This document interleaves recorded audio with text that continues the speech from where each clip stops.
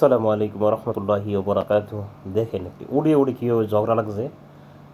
আসলে দু তিনজন মানুষ এটাকে লাঠি দিয়ে মেরেও এটাকে হ্যাঁ দূরে সরে দিতে পারছে না। কীভাবে দেখেন লাগছে, কীভাবে একটা হাইওয়ানের উপর একটা হাইওয়ানের কী আক্রোশ, হাইওয়ানে কীভাবে ঝগড়া লাগে। বোবা জানোয়ার কিছু বুঝে না, কিছু বলতে পারে না, এরপরও তাদের ভিতরে একটা ক্ষোভ থাকে। আল্লাহর আসলে অশেষ রহমত, আল্লাহ অনেক কিছু দুনিয়াতে পাঠাইছেন।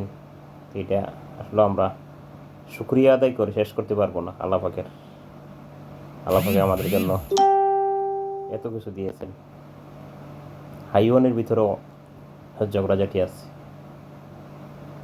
তাদের ভিতরেও মনের মিল অমিল অবশ্যই আছে, তার জন্য সেই ঝগড়া।